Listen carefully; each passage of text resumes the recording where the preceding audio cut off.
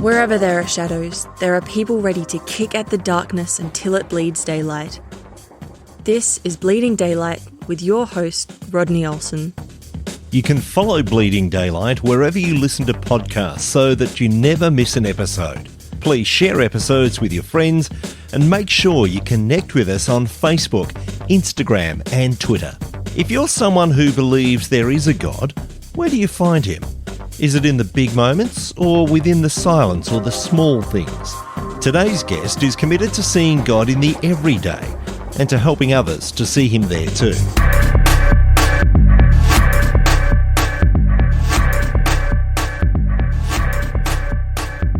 There's a story in the Old Testament of the Bible that talks about a prophet who escapes to the desert because he feels threatened. He feels pretty sorry for himself and even wishes that he could die. He calls on God, and God brings a massive wind that breaks rocks apart, and then an earthquake, and then a fire, and each time it says that the Lord was not in the wind, the Lord was not in the earthquake, the Lord was not in the fire. What finally got Elijah's attention was God speaking in what's described as a low whisper. And today's guest spends a lot of time asking the question, where did you see God? His name is Paul Granger, and it's an honour to have him joining me on Bleeding Daylight. Paul, thank you for your time. Yeah, it's great to be here, and I appreciate you making the space to just have a conversation. We do tend to look for God in the spectacular, don't we? How often do you think we miss that low whisper? A lot of people like to say that God is all around us, that God is always present, God is omnipresent, right? And so if that's true, if communication isn't just loud vocal words, but can be in a lot of ways, that stands to reason that we're probably missing God a lot. A lot of times, because we're looking for those big things, we might miss the subtle things. And that's one thing that I've noticed throughout my life is so often I have had a very specific thing in mind that I've wanted God to tell me or to fix. And my mind is waiting so much to hear specifically from him about that he may be saying so much to me that I miss. And so I feel like we were missing a lot. I feel like there are so many opportunities to experience, hear, see God that just go right by us because we're looking for something different. In Elijah's case, he finds the God of comfort in a really tough time. Have you walked through difficult times like that and suddenly discovered, hey, God's been there all along? There's one specific moment that comes to my mind that was actually a part of easily the hardest 3 years of my life.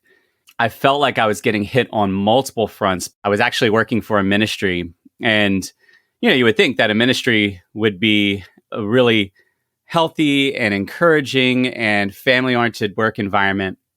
I came to realize that, we're all broken people trying to function in a broken world. And so brokenness can work its way into even the spaces you wouldn't think it would.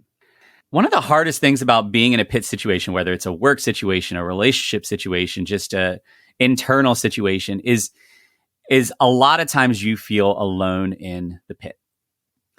And I feel like that was what actually made my work situation so hard. I was doing ministry work. And so anybody who's done ministry work knows that it's not just about the work you do, but there's a spiritual component that can bring an extra level of weight or challenge, or to the point, God is inviting us to trust him in it and not just do our own things and do projects. It was this space that became a deeper and deeper pit around me. Even though I was working with friends, with church members, with neighbors, even though I had a network of people around me, it felt as though nobody really understood what I was going through. That when I would try to explain it, it wouldn't make sense to them, or they would question my perception of it. I did have 3 core people in my circle that mostly understood, but there was a period of time where even they couldn't fully see it. One of them was a pastor of mine, and he has been a spiritual father of mine since 2007. He has walked with me through some really hard things, and he was walking with me through this. What was so beautiful about that relationship and what's so beautiful about him is he understands that there are things happening on a human level, on a worldly level, and then there's this spiritual level. And we hit this one particular moment that I had to make a decision where stayed or where I left. There was a kind of an ultimatum placed before me by my boss. Throughout this journey, I'd been praying, God, should I stay or should I go? And God kept inviting me to stay. And in this particular moment, my spiritual father, Don, looked at me and said, Paul, don't worry about any of that other stuff. What is your boss God telling you to do? You work for God. So what is your boss God telling you to do? And I sat for a second and I, with resistance, said, I feel like he's telling me to stay. And then immediately went into all the reasons that wouldn't be a good decision. Although I would have gone into that had he not stopped me. And he said, no, don't worry about any of that.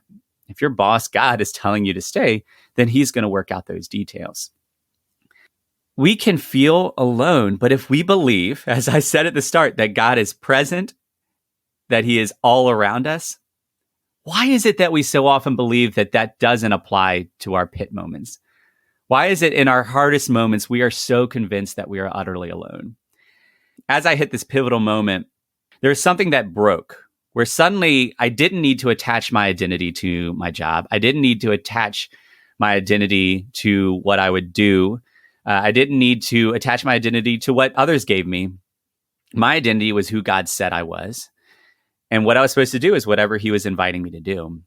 Up until that point, I felt like the only way things would get better is if my boss understood me, or if my boss recognized that these things he was accusing me of weren't actually true. And here's the objective proof. And now he can move forward. Or if the scope of my job adjusted, or if I got a team around me, or, I had this list of, if these things happen, then I don't have to worry anymore.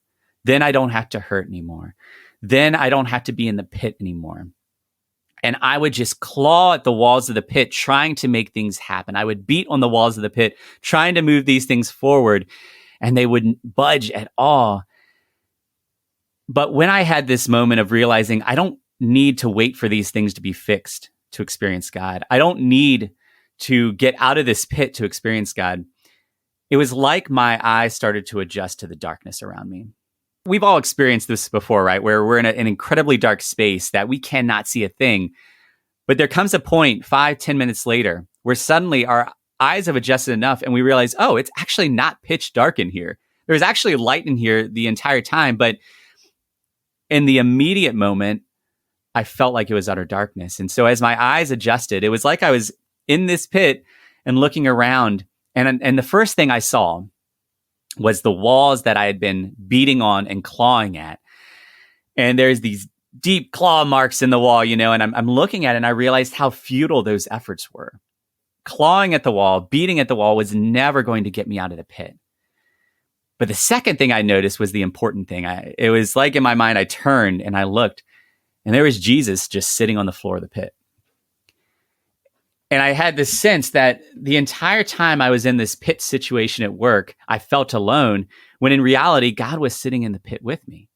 Not only was Jesus with me the entire time and I didn't recognize it, but the entire time I was trying to claw my way away from him. I was trying to get out of this pit that I was actually being invited to sit with God in. And that realization was so powerful for me because it broke this notion that the only way we can be happy is if the hard situations are gone. Sometimes the place where we can find full life is in the last place that we would expect it. It's in the bottom of the deepest, darkest pits. Because wherever God is, that's where full life is. And if God's inviting us into a space, doesn't matter how hard it is, he knows how to do abundantly more than we can ask or imagine. That realization changed everything because my pursuit shifted from needing to fix my job or needing to fix perceptions of me to needing to have faith that it was enough for God to be God and God to be good, to needing to learn to have faith that whatever God's inviting me to, he was going to carry me through. That's an interesting concept when we get hold of it, because so often we want the answer in the way that we want it, and when it isn't delivered in that way, we don't see God there. Yet the fact is that he's been there all along. Do you think that gets in the way of people's perception of who God is a lot of the time? They figure he doesn't answer prayer in the way they expect, and therefore he mustn't exist? A lot of the times, the things that we're asking aren't bad things. They aren't unreasonable things. they aren't ungodly things. And so in our minds, we look at what we're asking and we're like, surely, God, this is a good thing for you to answer. Surely, God, this is a good thing for you to do. The Apostle Paul, talks about this thorn in his flesh. And he prays that God would take it away. And then God doesn't do it. He prays again, and then God doesn't do it. And he prays again, and God doesn't do it. As he's praying, I imagine the Apostle Paul had this sense that this is a thing that is keeping me from being able to serve God to the full extent that I could serve him. So the full efficiency or the full weight or the full power. And I need this thing to go so I can be a better servant of God, right? That's a good thing. But God didn't change that for him. And instead, what God said is that my power is made perfect in your weakness. And Paul realized that the end goal wasn't that God would take away all obstacles so that, the Apostle Paul could then just serve him without any tension, without any, friction. No. God can do what he wants to do as far as reaching the world. But God was trying to do something powerful in the Apostle Paul as well, especially because he knew that if the Apostle Paul moved forward in any kind of way that wasn't fully God's, he could end up leading people astray. And so that's what he says. The Apostle Paul realizes that part of the reason that thorn wasn't removed is because it kept him from becoming conceited. He had spent his whole life working towards being the best of the best. And even though he willingly let that go, that part of his humanity was still in there. And God had given him a way to not just continue to be healed from that, but to be protected from it. And so in our lives, we will pray for things that we know are good things, that are protecting us from bad things, that if God answered this prayer, he would be glorified tremendously. And meanwhile, God's looking, he's like, I understand why you believe that. I understand why you think that is the best case scenario. But I am actually trying to do something abundantly more than your comfort or your employment or your health or your relationships. I'm trying to do something abundantly more. And in order to do that, I can't answer the prayers in the way that you think I should. But that doesn't mean I don't hear you. And it doesn't mean that I'm not answering. It means that I'm doing abundantly more. And one day you will understand. Jesus says during the Last Supper in John 13, I think it's verse 7, what I'm doing now you do not understand, but one day you will. And I feel like that's something we need to hold on to, that verse, when we are praying and when it seems like God's not answering. Is it maybe that God's saying, look, I know that right now you don't understand what I'm doing, but one day you will, because I love you, because I know you deeper than you know yourself, and I know the world around you. And I am trying to do, again, something abundantly more than you can ask or imagine. As long as we're holding our notion of who God is, of what his goodness is, of what he can do, to whether or not he answers prayers, we're always going to have a limited scope of who God is. But the moments that we're willing to step in faith towards something that we don't understand, that doesn't make sense, but aligns with what we have decided is God's character, that he is God and he is good, well, that's when we begin to see more and more who God actually is. This incomprehensible God suddenly becomes a little more comprehensible. But it takes those steps of faith, and it takes being willing to not have our prayers answered because we believe that if God doesn't answer them, he must know something we don't. I mentioned in the introduction that you spend a lot of time asking the question, where did you see God? And you're doing that through a podcast, you're doing that through your writings. Tell me a bit about that question and what prompted you to spend so much time on that one question. So that question comes from a staff meeting at a ministry back in either 2006 or 2007. We were all working for this ministry, so we're all trying to seek God in our lives, in the work that we're doing. We're serving others. And so during the staff meeting, the executive director felt this nudge to ask us a question. Where did you see God today? And as, good God-following Christians, that should have been a very easy question. But I remember feeling like that was the hardest question in the world because I had no answer. And he was going around the table and he got to me And I'm floundering in my mind, trying to come up with some answer to this very simple question of where did I see God today? And, I had done some tutoring with the kids, and one of the kids had done his homework who normally didn't do his homework. And so that's what I shared. Yeah, this kid who never does his homework, he did his homework. And, I really felt like I saw God in that. And the executive director very wisely paused for a second and then said, "Why?" And I didn't have an answer to that one. Why did I see God in that? I don't know. I was just trying to answer the question. But he kept asking this question at subsequent staff meetings. And at some point, I wised up and realized I can't go into these meetings blind.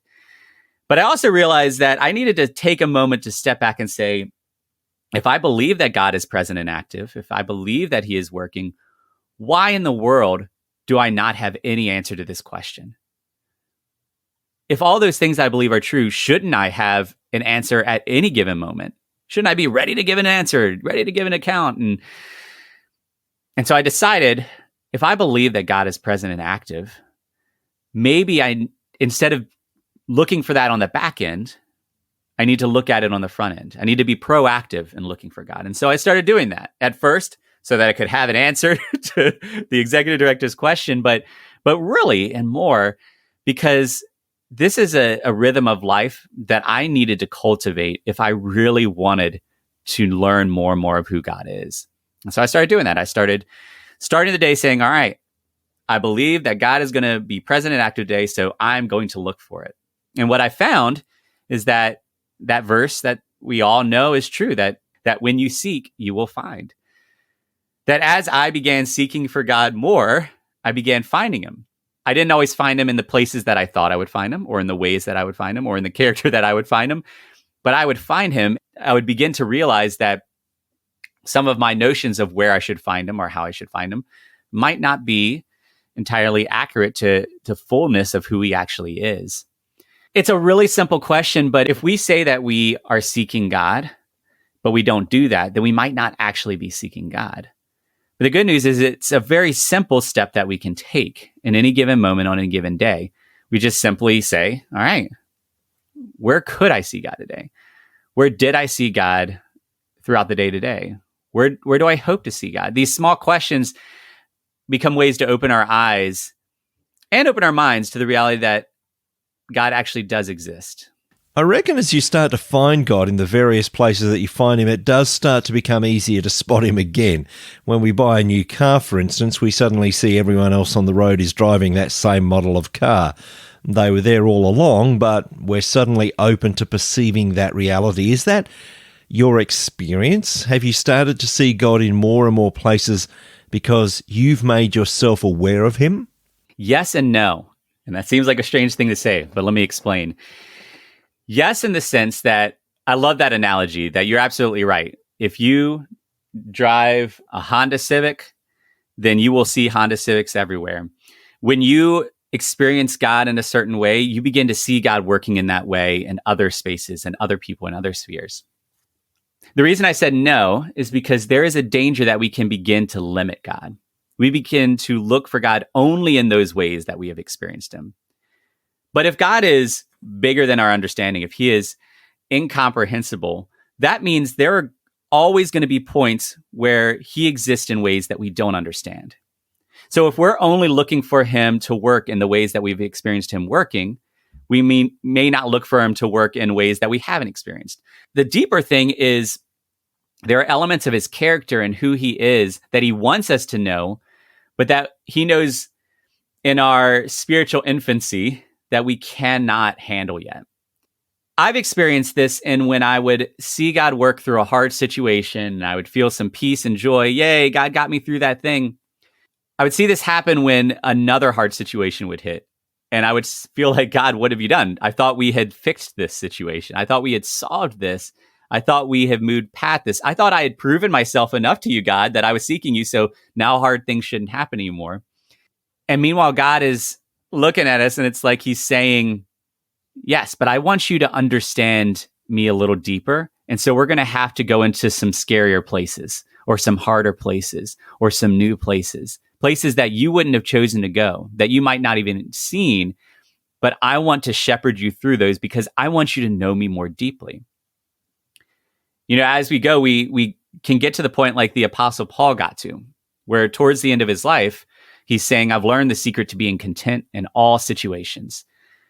And he's saying this after having experienced things that most of us not only have never experienced, but will never experience, being, flogged, whipped, left for dead, stoned, shipwrecked, imprisoned. And yet, he is saying, I've learned the secret to being content in all situations. What I believe happened is that God kept bringing him to these moments of he hit a wall and God's like, yeah, that's because I'm about to take you into a whole nother level of what it means to know who I am and who I've created you to be. And then Paul hits another one and another one until he gets to the point where he realizes the secret to being content in all situations is realizing that the situations don't actually matter. That not only is it that it doesn't matter how good or how hard things are, it's that the situations themselves are not circumstantial to who God is and who he is calling us to be. That absolutely anything can happen and God is still God and God is still good. Absolutely anything can happen and we can still love him and love others. And this is the thing is God wants us to see that he is bigger than we will ever understand. And in order to do that, he has to very patiently walk us through these different moments in our lives where we have to realize our own resistance to that because we want to be comfortable. We want to be safe. We want to have a good job. We want to have good relationships. And God's like, but I want you to know me. And when you know me, you will know all those other things to a deeper extent than you will ever grasp. By nature, we do want to seek patterns. We do want to see a way of knowing that this is how it happened before, this is how it's going to happen next time. We even see through the New Testament as Jesus heals people, which is one of the central planks of what we see him doing in the New Testament. There's a woman who just touches the edge of his robe and she's healed. There's another time when he spits to make mud, puts that on someone's eyes and tells them to go wash, and then they're healed. And then there are other times where he just says, go home, I've already healed that person. So there's all these different ways. There's not a method that we can follow. There's not a similarity between these healings. So if that's the case, if that is the way that God works, a different way almost every time, how do we start to cultivate this idea of seeking God in our everyday if we don't know where to expect him? It's a hard one. And it's a hard one because the answer is you just take the next best step. I love the story of Peter walking on the water because I think it demonstrates this idea well. He stood on the edge of the boat and looked out and saw Jesus on the waves. And what he immediately thought about was everything he had experienced with Jesus, everything he had seen Jesus do, everything he had learned from Jesus. And he's looking out at Jesus and something in him wants to be with Jesus. His humanity is saying, but there is an expanse of water between you and Jesus, and there are deadly waves between you and Jesus. But in that singular moment, Peter's desire to be with Jesus was enough for him to take a step of faith, a wild, a stupid, foolish step of faith into what, as a fisherman, he knew should have been guaranteed death. His desire to be with Jesus was enough to step in because he had everything he had experienced before that led him to believe that if Jesus says to come, then somehow I will be able to get to him. But what do we see happen? He steps out and he does begin to walk on the waves. He begins to do something that doesn't make sense. He begins to be able to take these steps that he couldn't see him taking the day before or any other time in his life. But the other thing we see is that not only did he have an experience with Jesus, he had an experience with life. He had an experience with waves. He probably lost friends to the waves. And that experience started to guide his thoughts a little more and a little more and a little more than his understanding of Jesus. He began to look at the waves and think to himself, oh my gosh, these waves are taller than me and I'm going to die. I'm absolutely going to die because it is impossible for a man to walk on the water and it is impossible to survive a storm like this, right? His mentality tells him what he knows to be true and he begins to sink. The wildest part of all of this is even though his mind had told him that it was impossible to survive standing on the water in the midst of the waves, like he forgot the reality that he was literally doing it at the moment he was doubting it. He was literally walking on the waves, doing something that was utterly impossible. That answer, how do we seek God? How do we look for God when it seems like he keeps changing up where he is or how he works or what he's doing, or it seems like he's not showing up in the ways that he used to? Well, the answer is the same that it could have been for Peter, is to just take another step. Because at some point in his mind, he decided to not step anymore. If he had taken another step, his foot would have landed. And then he could have taken another and another and another until he was standing beside Jesus. And man, that story could have been very different. The story could have been that he got all the way to Jesus, turned around with like utter awe and amazement in his eyes. And then suddenly the rest of the disciples abandoned the boat and they all ran over to Jesus and they're just walking on the water.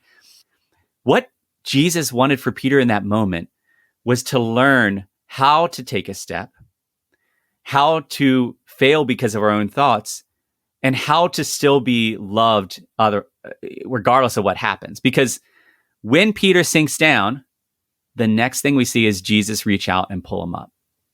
Jesus knows that we're going to misstep. Jesus knows that we're going to sink. Jesus knows that we're going to sink down into a pit and believe that we are alone and that we're going to scratch at the walls trying to futilely find some way out. He knows all of this. He knows us deeper than we know ourselves, and he loves us more deeply than we could ever comprehend.